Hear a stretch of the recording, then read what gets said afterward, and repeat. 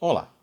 Continuando a nossa série sobre a Revista Espírita, falaremos hoje da primeira edição da revista, que foi em janeiro de 1858, a primeira edição a que Kardec estava à frente, ele lançou a revista naquele ano, e que trazia dentro do seu conteúdo, né, os itens que vocês podem ver aqui ao meu lado direito. Dentre esses itens, nós escolhemos um para falar. Por que isso? Como nós já explicamos no vídeo anterior, primeiro, porque não seria impossível falar de todos eles, a gente ficaria longo tempo aqui.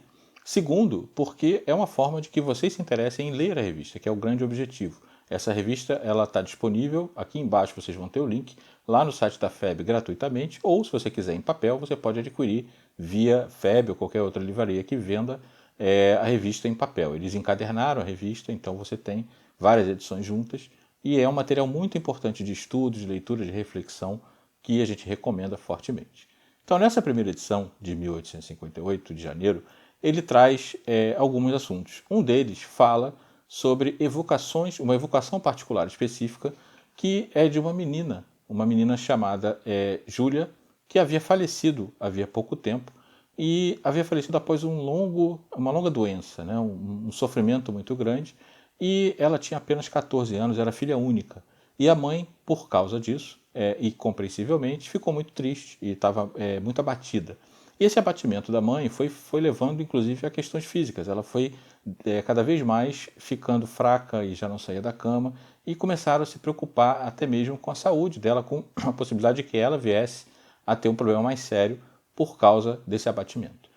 A mãe, um belo dia, ela resolve procurar uma médium que já era conhecida, para tentar se comunicar com a filha. E ela procura essa médium, conversa com ela e resolvem fazer uma reunião, uma sessão para isso.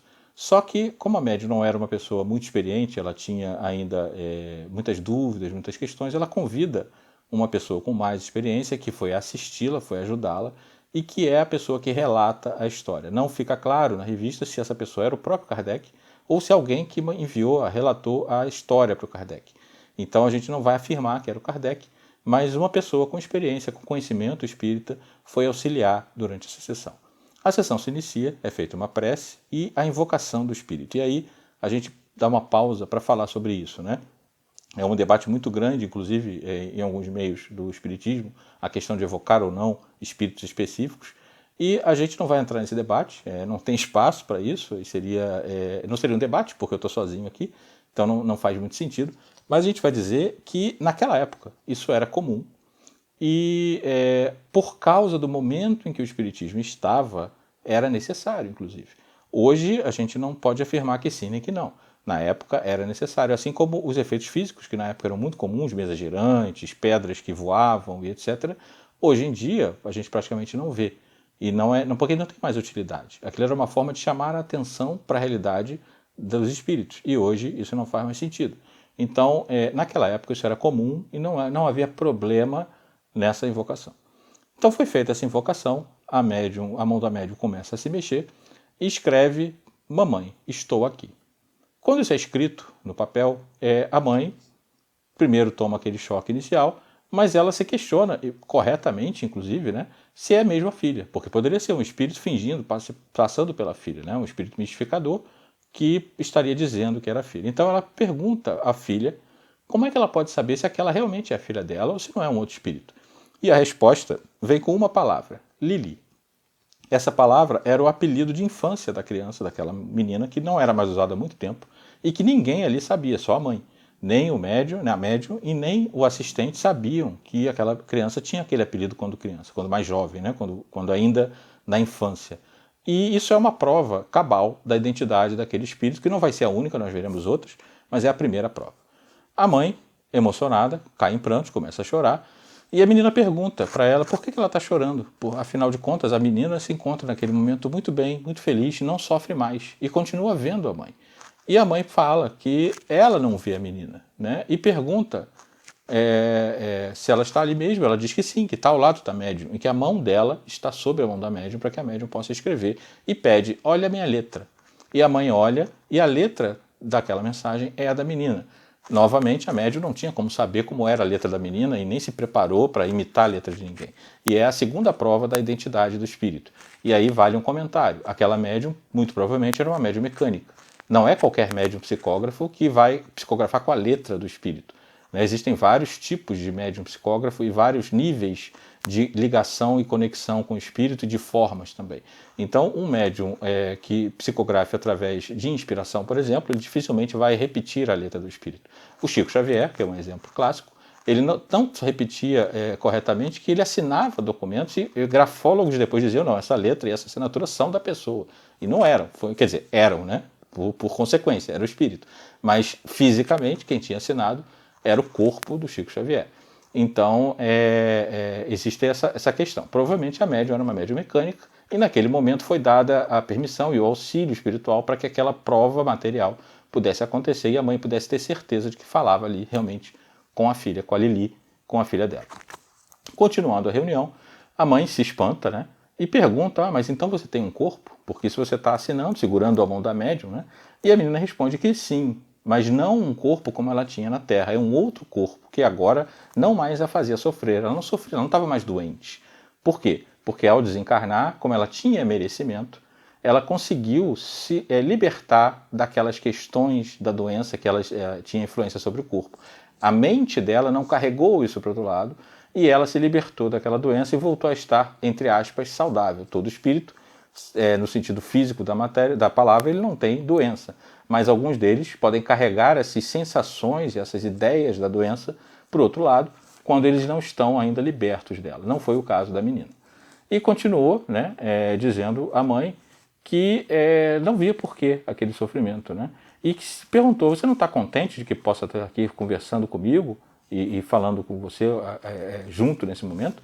E a mãe pergunta se reconheceria, então, já que ela tem um corpo, eu reconheceria você se eu te visse? E ela diz que sim, e que isso já tinha, inclusive, acontecido mais de uma vez durante os sonhos da mãe. A mãe a tinha visto durante os sonhos e reconhecido e conversado com ela. E a mãe diz que realmente se lembrava dos sonhos, mas que achou, durante os sonhos e depois quando acordava, que eram só lembranças ou imaginação, né? E não tinha compreendido que se tratava de fato de uma conexão, de um encontro espiritual. Mais uma coisa importante aí nessa história, né?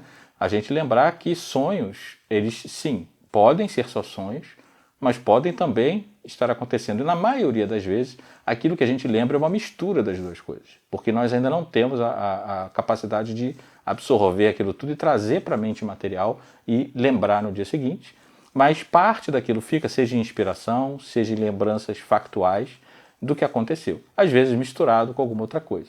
Então é importante que a gente reflita sobre determinados sonhos e tente compreender qual é o significado. Não naquela coisa, né, significado dos sonhos. Você pega uma tabela, se você sonhou com um cachorro, aquilo, do ponto de vista espírita, aquilo não faz o menor sentido e não tem nenhuma base na realidade. Mas o que a gente pode fazer é observar o que nos foi dito no sonho, a situação do sonho, qual é a relação que aquilo tem com o nosso momento, com o que a gente está passando, e tentar dali extrair bons conselhos, porque não extrair conselhos. Conselhos a gente pode, eu sonhei que eu devia fazer essa coisa aqui, que eu sei que é errado, então eu vou fazer. Não, não é isso. Porque quem sonhou, quem fez você sonhar, quem ajudou você a sonhar, pode não ter sido um espírito que quer o seu bem. Extrair sempre bons conselhos ou questões que você olha e diga, bom, então isso aqui eu não devo fazer. Sempre do ponto de vista do que é correto, do que é bom para o seu espírito e não para o seu momento material. Mas seguindo, né, a história, vem aí a questão da desconfiança que a menina coloca sobre um determinado senhor que ninguém sabia quem era, só a mãe. Ela diz à mãe que ela não deveria confiar num determinado senhor, os nomes não são dados, nem o nome da mãe, nem o nome do senhor. O único nome que é citado é o primeiro nome da menina, por uma questão de privacidade. Mas ela diz, olha mãe, você não deve confiar nesse senhor aqui. E a mãe pergunta, mas por que, minha filha? Isso eu não posso dizer, eu não estou autorizada a dizer. Mas eu reforço, tenha cuidado porque ele não está sendo sincero com você. Então ela alerta a mãe, certamente houve ali uma permissão para isso, um merecimento da mãe, mas mais do que isso, mais uma prova de realidade, porque a mãe era a única que sabia quem era aquela pessoa. Nem a médium e nem a pessoa que estava assistindo a médium sabiam quem era e não teriam como tirar aquela informação do nada.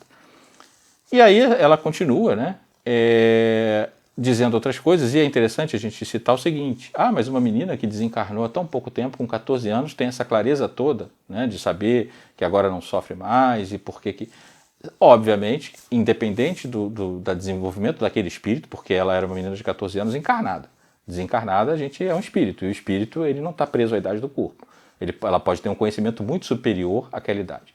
Mas, independente disso, ela estava certamente assistida e acompanhada por algum espírito que a ajudou e que havia conversado com ela antes, até porque ela disse, olha, isso aqui eu não posso dizer. Quando a mãe pergunta o que o homem ia fazer, né, por que ela devia desconfiar dele.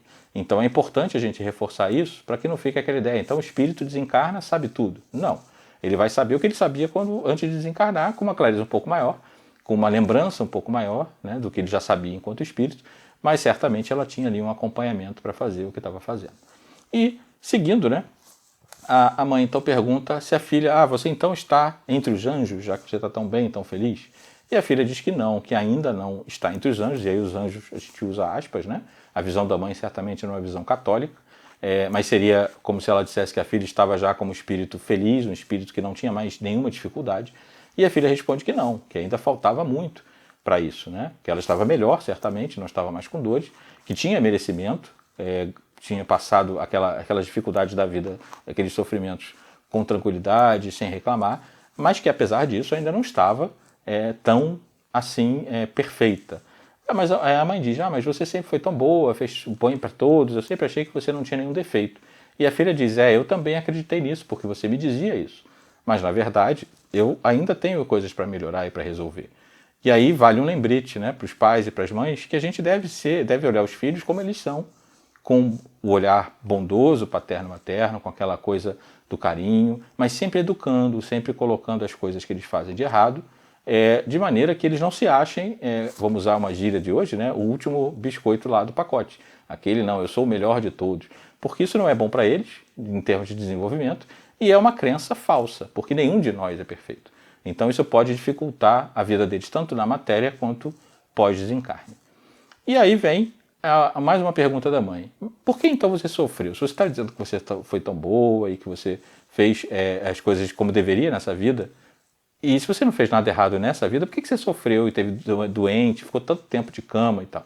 E a filha responde que nesta vida ela não fez nada, mas que aquilo era uma prova de vidas anteriores, consequência de vidas anteriores, que ela tinha que passar, e que ela passou, graças a Deus, com tranquilidade e estava muito bem por causa disso.